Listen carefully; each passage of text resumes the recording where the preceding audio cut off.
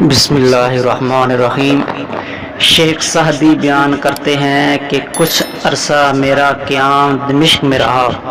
ایک دفعہ اہل دمشق سے بیزار ہو کر شہر سے نکل گیا اور فلسطین کے جنگلوں میں سکونت اختیار کر لی اور لوگوں سے ملنا جلنا ترک کر دیا۔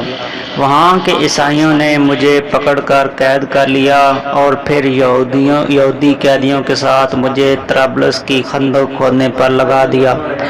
مدت بعد حاب کا ایک رئیس جس سے میری جان پہچان تھی وہاں سے گزرا۔ اس نے مجھے پہچان لیا اور پوچھا کہ یہ کیا حالت ہے۔ میں نے کہا کیا بتاؤں، میں آدمیوں کے پہاڑ اور جنگل کی طرف بھاگتا تھا کہ خدا کی عبادت کے لیے یکسوئی میسر ہو، لیکن اس وقت میری حالت کا اندازہ کر لو کہ یکسوئی چاہتے چاہتے جانوروں کے استبل میں آ پھنسا ہوں۔ سچ پوچھو تو یگانوں کے سامنے قیدی بن کر رہنا اس سے بہتر ہے کہ بیگانوں کے ساتھ باغ میں رہے۔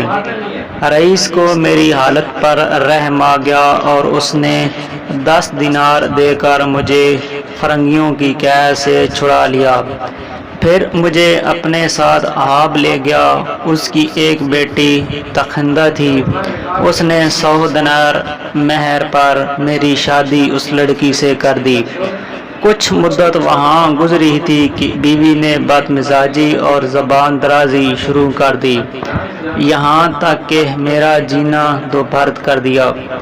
ایک بار اس نے مجھے طعنہ دیا کہ کیا تو وہی نہیں ہے جس کو میرے باپ نے 10 دینار دے کر فرنگیوں کی قید سے چھڑایا تھا؟ میں نے کہا ہاں بے شک میں وہی ہوں۔ 10 دینار دے کر مجھے فرنگیوں کی قید سے چھڑایا اور 100 دینار کے عوض تیرے ساتھ گرفتار کروا دیا۔